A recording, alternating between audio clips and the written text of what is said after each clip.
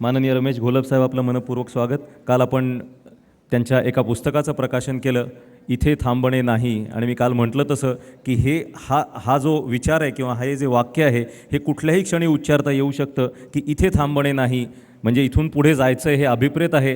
कसं जायचं, कुठे जायचं हे त्यांनी ठरवायचं आहे. पण आपलं ध्येय निश्चित असायला पाहिजे. इथे थांबायचं नाही आहे ही एक भावना मनात असली पाहिजे की मंजिल म्हणजे कुठल्याही प्रकारे थांबण्याचं कारण असता कामा नये. ते एक विश्रांतीचा फक्त बहाणा आहे.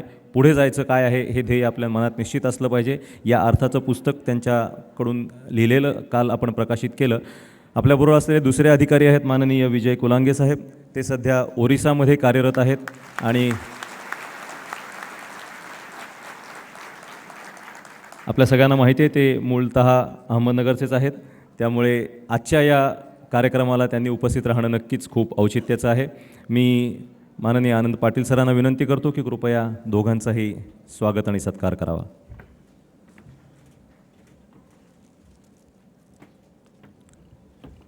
पुन्हा एकदा जोरदार टाळ्या. सकाळच्या या वातावरणामध्ये उत्साह आणण्यासाठीही आपण टाळ्या वाजत राहू देत. यानंतर आपण सत्कार करतोय माननीय विजय कुलांगे साहेबांचा.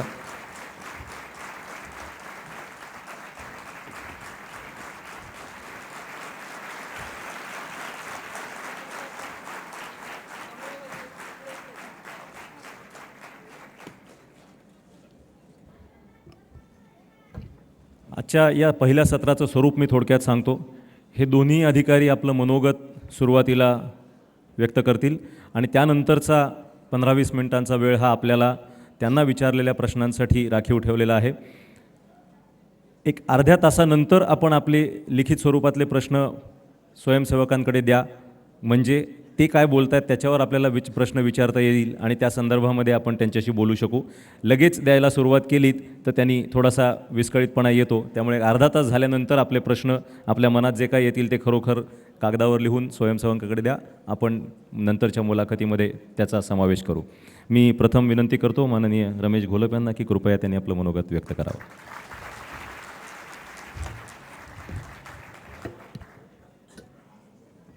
आजच्या या 6व्या स्पर्धा परीक्षा साहित्य संमेलनाच्या दुसऱ्या दिवशी या ठिकाणी उपस्थित असणारे या चळवळीचे प्रणेते आदरणीय आनंदजी पाटील सर, आदरणीय वैशालीताई, आज या ठिकाणी माझ्यासोबत ओरिसा या राज्यामध्ये भारतीय प्रशासकीय सेवेमध्ये काम करणारे, खरं तर UPSCमध्ये मी 1 वर्ष त्यांना सिनियर आहे, पण MPSCमध्ये माझ्यासारख्या कित्येक विद्यार्थ्यांनी त्यांच्याकडे बघून अभ्यास केलेला आहे, ते आदरणीय विजयजी कुलांगे, वैद्यजी, या ठिकाणी उपस्थित असणारे माझे सगळे मित्र आणि मैत्रिणी.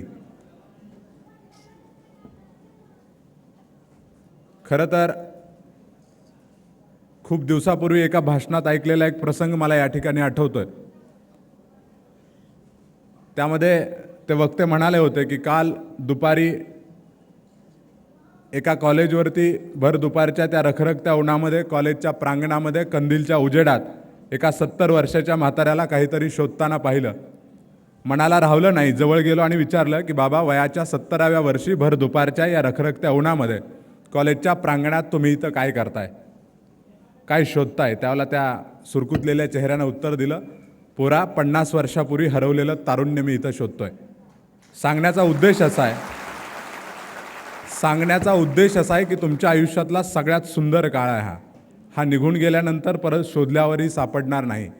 त्यामुळे मी नेहमी म्हणतो की आयुष्यात स्वतःच्या आयुष्यावरती कधी काळी जर तुम्हाला मनापासून विचार करायचा असेल तर तो हा काळ आहे. आज हे स्पर्धा परीक्षा साहित्य संमेलन संपन्न होईल. उद्या परवा एक दिवशी वेळ काढून एखादा तास जाऊन कुठंतरी एखाद्या झाडाखाली जाऊन बसा आणि विचार करा की अजून 5 वर्षांनी मी कुठं असेन. मी खरं सांगतो, सिरियसली विचार केला तर झोप लागणार नाही. कारण मी सातत्यानं भाषणामध्ये म्हणतो की आज या ठिकाणी 9:30चं सत्र होतं. आम्हाला थोडा कार्यक्रम सुरू करत असताना उशीर झाला, म्हणजे तुम्हाला वाट पाहायला लावली. आणि मी नेहमी माझ्या भाषणात म्हणतो की तारुण्य आणि वाट या 2 शब्दांचा खूप जवळचा संबंध आहे. कारण या वयात आमचा बहुतांश काळ वाट पाहण्यात जातो. काही जणांचा काळ एखाद्याची वाट लावण्यात जातो. आनंद पाटील सरांसारखे काही लोक इतरांना वाट दावण्याचं काम करत असतात. आणि इथं समोर बसलेले माझे सगळे मित्रमैत्रिणी की जे स्वतःच्या आयुष्यामध्ये स्वतःची वाट शोधण्याचं काम करत असतात. त्यामुळे तुम्ही ठरवायचं की आपल्याला नेमकं काय करायचं. खरं तर आज इथं बोलत असताना मी 2 अनुषंगानं बोलेल. एक तर सरांनी जसं सांगितलं की मी रमेश घोलप महाराष्ट्रामध्ये IAS झाल्यानंतर म्हणजे त्याचं खरं फलित काय होतं आणि मी आज झारखंड या राज्यामध्ये काम करत असताना माझे काही 1-2 अनुभव मी तुम्हाला शेअर करेन. खरं तर मी नेहमी म्हणायचो की ज्या वेळेला मी IAS झालो त्याच्या अगोदरचा काळ असा होता की एखाद्या व्यक्तीला IAS व्हायचं, IPS व्हायचं किंवा किंबहुना महाराष्ट्र राज्य लोकसेवा आयोगामधून जर एखादं क्लास 1चं पद घ्यायचं असेल तर विद्यार्थ्यांना कसं असलं पाहिजे. अतिशय चुकीचा गैरसमज, प्रचंड अनास्था आणि प्रचंड एक नकारात्मक दृष्टिकोन या क्षेत्राकडे बघण्याचा होता. म्हटलं जायचं की त्या व्यक्तीनं अतिशय श्रीमंत घरात जन्माला यायला पाहिजे. माझं सांगतो, माझी आई बांगड्या भरण्याचा व्यवसाय करायची, अजूनही करते. आणि मी 12वीमध्ये असताना माझ्या वडिलांचं दारू पिण्याच्या सवयीपायी निधन झालेलं. म्हणजे जी पहिली अट आहे त्यात तर मी कुठेही बसत नव्हतो. दुसरी अट असायची की त्याचं इंग्लिश मिडियमच्या शाळेमध्ये शिक्षण व्हायला पाहिजे. माझं शिक्षण जिल्हा परिषदेच्या प्राथमिक शाळेमध्ये झालं की ज्या शाळेमध्ये 1ली ते 4थीपर्यंत साधारणतः 32-33 मुलं असायची पट. त्यानंतर म्हटलं जायचं की पुण्या मुंबईसारख्या ठिकाणी त्याचं कॉलेजचं शिक्षण झालं पाहिजे. म्हणजे मला गर्व नाही पण अभिमान आहे, यशवंतराव चव्हाण महाराष्ट्र मुक्त विद्यापीठामधून BA करून IAS झालेला मी पहिला माणूस आहे. त्यामुळे या तिसऱ्या अटीतही मी कुठं बसत नव्हतो. 4थी अट होती की ट्युशन लावाव्याच लागतात.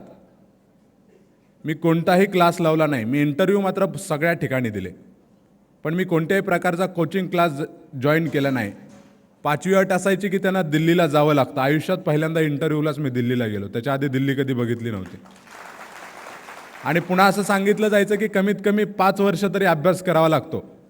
मी हार्डली 16 ते 17 महिने अभ्यास केला. पुन्हा एक अशी चुकीची समजूत असायची की स्पर्धा परीक्षेची तयारी करायला लागला की मुलगा आईबापांचे सुद्धा फोन उचलत नाही. आणि मुळातच मी राजकारणातून प्रशासनाकडे आलो होतो, त्यामुळे ते काय मला जमण्यासारखं नव्हतं. त्यामुळे पुण्यामध्ये जी काही माझी मित्र कंपनी आजही इथं काही जण आलेले आहेत, आम्ही अत्यंत सगळ्या गोष्टी करत म्हणजे किंबहुना अभ्यास करत असताना गावाकडून एखाद्याचा फोन यायचा की ॲक्सिडेंट झाला आहे, कोणतरी ॲडमिट आहे, रक्ताची बाटली पाहिजे, तेवढं ब्लड बँकेत फोन करून सांग, अर्ध्या किमतीत दिली तर बरं होईल. मग ते सगळं करत करत आम्ही अभ्यास केला. पुन्हा असायचं की इंटरव्ह्यू मॅनेज होतात. जर इंटरव्ह्यू मॅनेज होत असते तर रमेश घोलप किंवा विजय कुलांगे सारखी माणसं आज प्रशासनात दिसली नसती. आणि परत असं सांगितलं जायचं की नशिबात असावं लागतं. म्हणजे एवढं सगळं करून नशिबात असलं तर IAS होतं. आणि माझ्या बाबतीत आनंद पाटील सरी साक्षीदार आहेत. ज्यावेळेला माझा निकाल लागला होता 30 जून 2012ला, त्यावेळेला यवतमाळला एका कार्यक्रमात मी भाषण करत होतो. स्टडी सर्कलच्याच एका युनिटचा तिथं कार्यक्रम होता. सरही होते. 4 मेला माझा रिझल्ट लागला होता UPSCचा. 287व्या क्रमांकाने उत्तीर्ण झालो होतो आणि तिथून 30 जूनला MPSCचा लागला. त्यावेळेस मधल्या काळात 2 महिन्यात जेवढे कार्यक्रम केले होते तिथं ओपनली सांगितलं होतं. आमच्या वेळेस मेन्स डिस्क्रिप्टिव्ह होती MPSCची, पण 1600 मार्काची मुख्य परीक्षा मी लिहिली आहे. 200 मार्काचा इंटरव्ह्यू दिलेला आहे. 200 पैकी 110 मार्क जरी मला पडले तरी मी महाराष्ट्रात पहिला असेल, हे मी 2 महिने अगोदर सांगितलं. आणि ज्या दिवशी, कारण शेवटी आत्मविश्वास असावा आणि तो बऱ्याच जणांकडे असतो, पण मी नेहमी म्हणतो की आत्मविश्वासाचं आलेख कसा असतो हे तुम्हाला सांगतो. एखादा मुलगा जर 10वीची परीक्षा देऊन वर्गातून बाहेर आला आणि त्याला जर विचारलं की किती मार्क्स पडतील, तर तो सांगतो 100 पैकी 95 कुठं गेले नाहीत. 100% आपल्याला 95 मार्क्स तरी पडतील. 1-2 आठवडे जाऊ द्या, पुन्हा शांतपणे त्याला साईडला घ्या आणि विचारा किती मार्क्स पडतील. तो सांगतो 80ला तर मरण नाही, काही पण होऊ दे, 80च्या खाली येत नाही. अजून एखादा महिना जाऊ द्या, परत थोडं साईडला घ्या, विचारा. तो सांगेल पुन्हा, अरे त्याचं बघितलं नाही का मागच्या वर्षी किती अभ्यास केला तरी त्याला 70 आले. तपासणाऱ्याचं काही खरं नसतं रे, पण आपल्याला 70 म्हणजे 100% पडणार. अजून एखादा महिना जाऊ द्या, परत तो सांगेल. किंवा परीक्षा जसं किंवा तो रिझल्ट जवळ आल्यानंतर 1-2 दिवस अगोदर विचारलं त्याला, तर तो सांगेल आपलं कसं आहे, घरच्यांची फक्त पास हो एवढीच इच्छा आहे, त्याच्या पलीकडे काही घेणं देणं नाही. म्हणजे अशा प्रकारे आमचा आत्मविश्वासाचा आलेख आमचा उतरता होत असतो. पण मी 2 महिने बोललो आणि त्या दिवशी यवतमाळला दुपारी 3 वाजता साधारणतः मी भाषण चालू होतं माझं, आणि तेवढ्याच आत्मविश्वासानं बोलत होतो. सर स्टेजवरती होते त्यावेळेला, आनंद पाटील सर. गेले 2 महिने झालं सांगतोय, अजून सांगतो, अजून एका तासानं रिझल्ट लागेल. जर का 200 पैकी 110 असतील तर अजून एका तासानं तुमच्यासमोर बोलणारा रमेश घोलप महाराष्ट्रात MPSCमध्ये पहिला असेल. कार्यक्रम संपला, मी ऑटोग्राफ देत होतो, सर पण होते. त्याला मेसेज रिझल्ट डिक्लेअर झाला. विचारलं मित्राला फोन करून, त्यानं सांगितलं 1800 पैकी 1244 पडले, बहुतेक पहिलाच आलाय. आनंद पाटील सर होते. सरांनी सांगितलं फक्त पहिला नाही आला, MPSCतली महाराष्ट्रातली आजपर्यंतची सगळी रेकॉर्ड म्हणून महाराष्ट्रात पहिला आलाय. हे सगळं एवढ्या विस्ताराने यासाठी सांगितलं की जर म्हणजे एक काळ होता की तुम्ही कोणत्या घरात जन्माला आला, तुमचे आईवडील काय करतायत, तुम्ही कुठल्या शाळेत शिकताय, या सगळ्या गोष्टी इम्पॉर्टंट होत्या. आज जर विचारलं की सगळ्यात महत्त्वाचं भांडवल काय विद्यार्थ्याचं, तर ते आहे गुणवत्ता. जर तुमच्याकडे ते भांडवल असेल तर कुठेही जा, तुम्ही 100% यशस्वी व्हाल.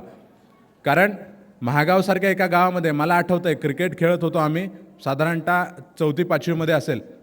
क्रिकेट खेळत असताना माझं गाव प्रकल्पग्रस्त आहे.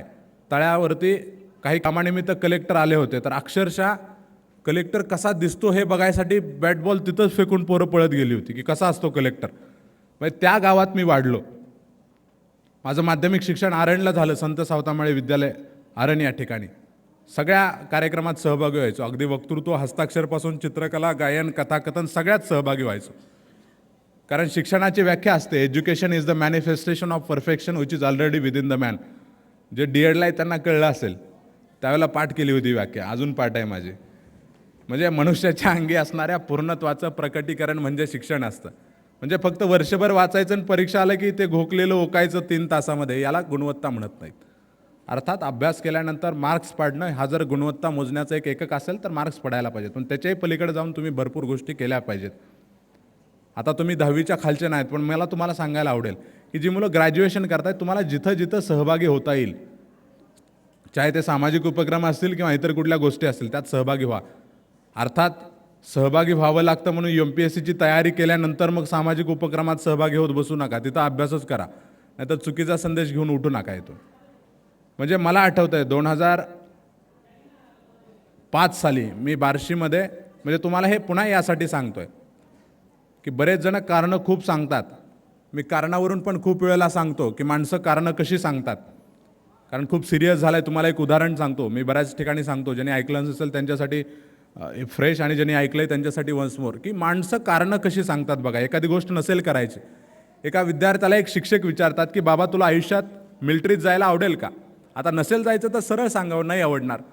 हा ताडकन उठला, म्हटला सर आयुष्यात काय पण होत्या, मिलिटरीत कधी जाणार नाही. अरे म्हटलं एवढं काय झालं तुला, थोडंसं इलॅबोरेट करून सांगशील मला, का जायचं नाही.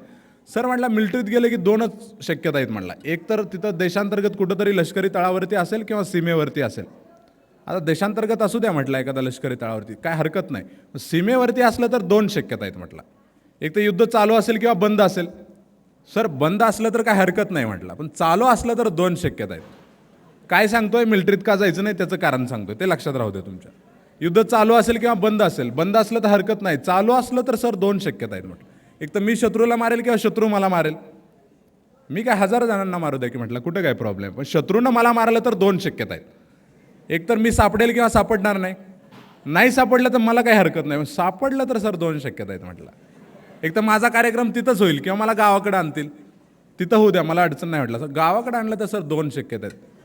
मिलिटरीत का जायचं नाही, हां ते गावाकडे आणलं तर 2 शक्यता आहेत म्हटलं. एक तर जाळतील किंवा पुरतील, आमच्यात जाळतात म्हटलं, त्यामुळे 3च शक्यता आहे. जाळलं तर सर 2 शक्यता आहेत म्हटलं. एक तर त्या जागेवर झाड येईल किंवा येणार नाही. आमच्याकडे भिंतीत पण येतात मला, त्यामुळे 100% येणार तिथं. आणि आलं की 2च शक्यता आहेत जास्त, एक तर बाबळीचं येईल किंवा लिंबाचं येईल. बाबळीचं येऊ द्या सर, काय अडचण नाही म्हटलं. लिंबाचं आलं तर 2 शक्यता आहेत, एक तर त्याला लिंबोळ्या असतील किंवा नसतील. मिलिटरीत का जायचं नाही, हां लिंबोळ्या असतील किंवा नसतील, असल्यावर काय अडचण नाही, मग नसतील तर काय अडचण नाही, पण असतील तर 2 शक्यता आहेत म्हटलं सर. एक तर त्याच्यापासून औषधं तयार केली जातील किंवा सौंदर्य प्रसाधनं तयार केली जातील. औषधं करू दे की म्हटलं सर, रोग्यांना बरेच करणे इतकं पुण्य कशात आहे, सरला समजवायला लागलं परत. पण म्हटलं सर सौंदर्य प्रसाधनं तयार झाली तर त्यातल्या 2 शक्यता आहेत म्हटलं. त्यातली एक शक्यता आहे की त्यापासून साबणं तयार होतील म्हटलं सर. मिलिटरीत का जायचं नाही, साबणं तयार होतील म्हटलं. साबणं तयार झाली तर सर 2 शक्यता आहेत म्हटलं, एक तर अंगाचा किंवा कापडाचा. कापडाचा होऊ द्या, काय अडचण नाही. अंगाचं झालं तर 2 आहेत, एक तर पुरुषांचा किंवा स्त्रियांचा. बिचाऱ्याच्या तोंडातलं लास्टचं वाक्य होतं, मिलिटरीत का जायचं नाही ते सांगत होतं ना. सर पुरुषांचं काय नाही हो म्हटलं. सर बायका साबणाला इतकं नावं ठेवते, इतकं नावं ठेवते मला, त्यासाठी आयुष्यात काय बी झालं तर मी मिलिटरीत कधीच जाणार नाही म्हटलं.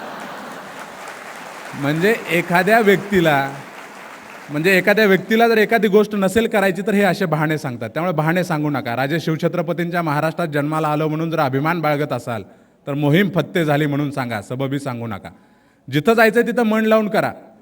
कारण आमिर खान म्हणतो ना, दिल में लगी तो बात बनी. एकदा इथं लागायला पाहिजे आणि ते करणाऱ्याच्या लागायला पाहिजे. आमच्यात आईबापांच्या शिक्षकाच्या जास्त लागलेलं असतं. म्हणजे मला काय व्हायचं हा माझा निर्णय असला पाहिजे. मला IAS व्हायचं हे माझ्या आईबापांनी ठरवलेलं नव्हतं.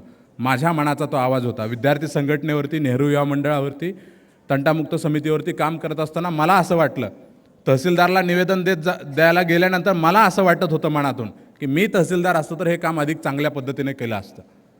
म्हणजे नेहमी मी म्हणतो, लोकांसाठी काम करण्याची तळमळ हीच माझी प्रशासनात येण्यामागची प्रेरणा आहे आणि मरेपर्यंत मी माझ्या प्रेरणेशी बेईमानी कधी करणार नाही. त्यामुळे जिथंही जाईन तिथं मनापासून काम करत राहील.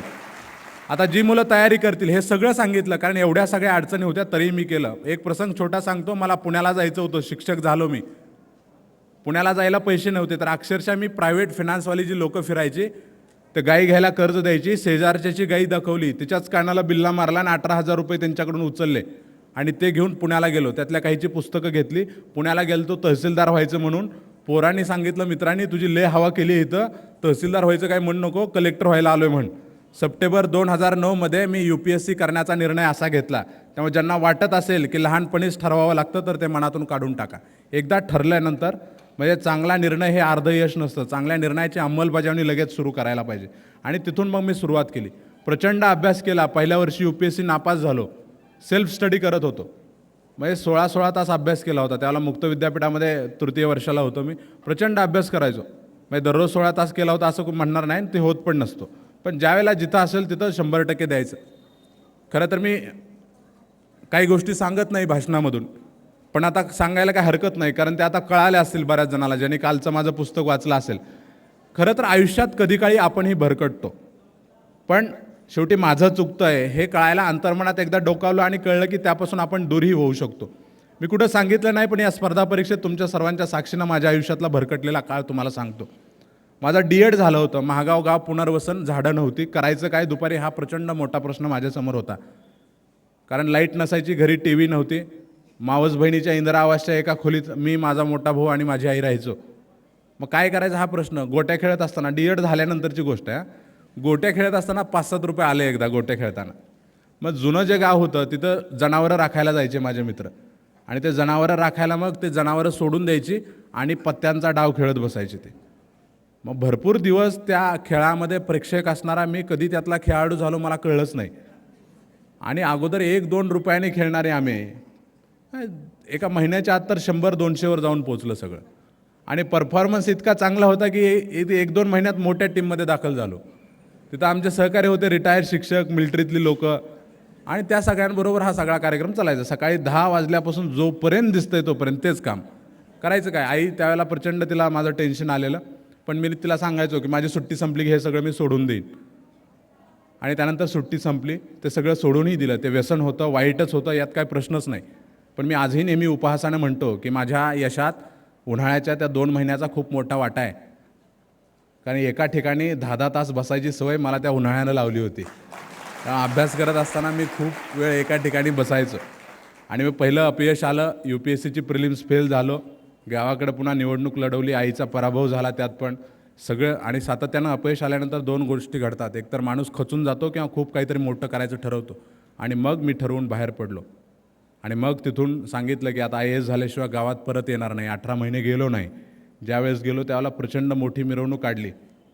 आईच्या मिरवणुकीत सहभागी होता आलं नाही. आईची ग्रामपंचायतीची मिरवणूक काढता आली नाही, म्हणून हरून गावातून बाहेर पडलेला तिचा मुलगा ज्यावेळेला अधिकारी होऊन गावात आला, ती मिरवणूक पाहिल्यानंतर ती असेल, माझा भाऊ असेल, माझ्यावरती प्रेम करणारी सगळी मित्रकंपनी असेल, या सगळ्यांच्या चेहऱ्यावरती प्रचंड आनंद, समाधान होतं. आणि त्या सगळ्याचं कारण मी होतो. याच्या इतका आयुष्यातला चांगला क्षण कोणता नव्हता. कारण ज्यावेळेला तुमच्यावरती प्रेम करणारी ही माणसं सुखी समाधानी असतात आणि त्यांचं कारण तुम्ही असता, याच्या इतकं सुख कोणतं नाही. त्यामुळे जी लोकं तयारी करतात, आईबापांना कधी फसवू नका. कारण तुमच्यापेक्षा तुमच्या स्वप्नांवरती त्यांचा जास्त विश्वास असतो. जी मुलं प्रिपरेशन करतायत त्यांना मी एक 5-7 टप्पे फक्त मग सांगेन.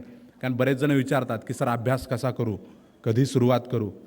सगळ्यात महत्त्वाचं इथं मी ग्रामीण भागात मागच्या साहित्य संमेलनात म्हटलं होतं की 3 गोष्टी लक्षात ठेवा. ग्रामीण शब्द, पेटणं, भेटणं आणि रेटणं. माणसानं पेटायला पाहिजे पहिल्यांदा, कोणतरी मार्गदर्शनासाठी भेटायला पाहिजे आणि रेटणं